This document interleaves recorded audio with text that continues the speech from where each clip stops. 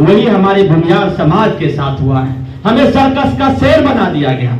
हम जबकि जंगल का शेर थे, हम न्याय के लिए लड़ने वाले थे, किसी पे जुर्म के खिलाफ लड़ने वाले थे, लेकिन विगत कुछ वर्षों में हम किसी न किसी पार्टी का बंधुआ मजदूर बन गए और उसका आज ये हुआ है, आज हमारे समाज के सामने ये हुआ है कि हम राजनीतिक रूप से पूरी तरह खंडित होते गए, विखंडित हो गए।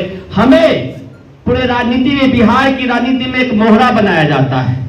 आरक्षण की लड़ाई है, भूमियार को मोहरा बनाया जाता है। हिंदुत्व की लड़ाई है, भूमियार को मोहरा बनाया जाता है। किसान की लड़ाई है, भूमियार की मोहरा बनाया जाता है।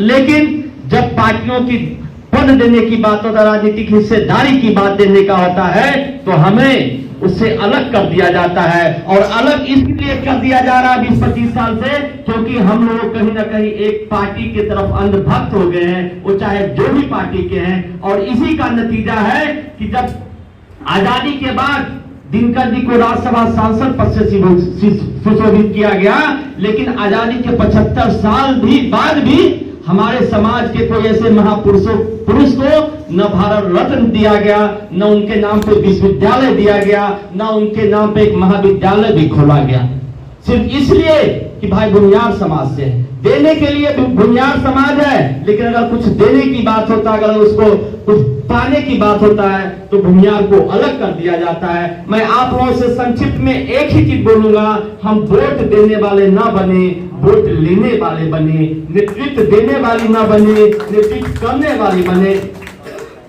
और जिस दिन हम वोट मशीन नहीं बनेंगे, हम दूसरे से अपने लिए वोट मांगेंगे, हम उनको आगे ले जाने की बात करेंगे, हम नेतृत्व करेंगे, तभी ही बिहार आगे बढ़ेगा, तभी ही बिहार मजबूत होगा, तभी बिहार के लोगों को रोजगार मिलेगा, तभी विकसित बिहार बनेगा, तभी बिहार के हिंदुत्व भी बचेगा, तभी बिहार का हिंदू भी मजबूत होगा। जब तक ये समाज हाथ में बागडोर नहीं आएगा बिहार का, तो बिहार आने वाले दिनों में और भी पिछड़ता जाएगा। एक बेरोजगार प्रदेश बनेगा, एक उग्रवादी प्रदेश बनेगा, एक अपराधी प्रदेश बनेगा, एक मुस्लिम घुसपैठिए प्रदेश बनेगा, एक गरीब प्रदेश ऐसे ही बनते रहेगा। हमें अपने समाज के साथ साथ बिहार को आगे बढ़ाने के लिए हमें अपने किसी दल के पिछड़कू नहीं बनना है, हमें मजबूत होकर नेतृत्व करना है। और हम नेतृत्व करना जानते हैं, हम सबको न्याय देने वाले समाज है। हमारा इतिहास रहा है, जब श्री कृष्ण बाबू मुख्यमंत्री बने तो जिस दलित को लोग बैठने नहीं देते थे, उस दलित को बैजनाथ धाम मंदिर में प्रवेश दिलाने वाले आपके समाज का है।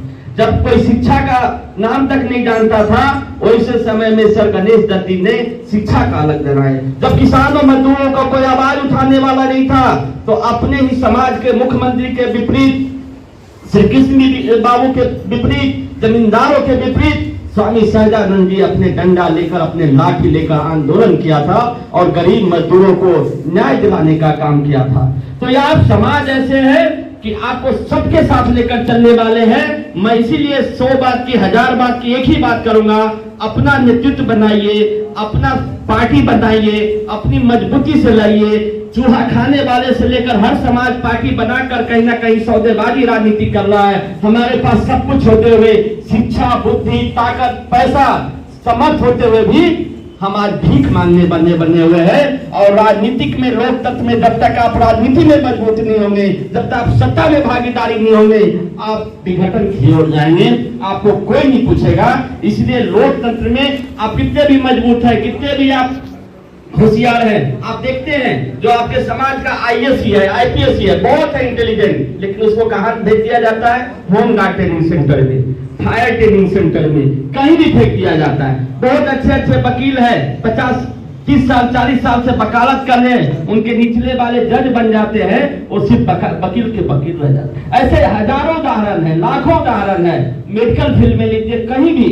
तो हमें कहीं ना कहीं लोकतंत्र में हम अपने आप को खाली दिखावा करने में हमारा पतन होगा। हमें अपने राजनीतिक हिस्सेदारी मजबूत करना है। वो कब आएगा? जब हम किसी पार्टी का पिछड़कू नहीं बनेंगे, हम नेतृत्व देंगे, हम बिहार के लोगों को भरोसा देंगे कि बिहार को कोई आगे ले जाने वाला अगर समाज है, वो भूमिहार समाज है। और इसका प्रत्यक्ष उदाहरण है श्री कृष्ण बाबू।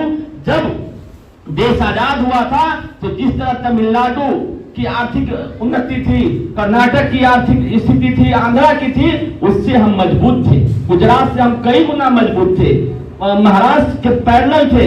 लेकिन आज ऐसा क्या हुआ कि हर प्रदेश आगे बढ़ते गया और बिहार नीचे आते गया, बिहार पिछड़ता गया। बिहार में सिर्फ दारू माफिया, बालू माफिया और अपराधी गद्दी पे बैठा हुआ है।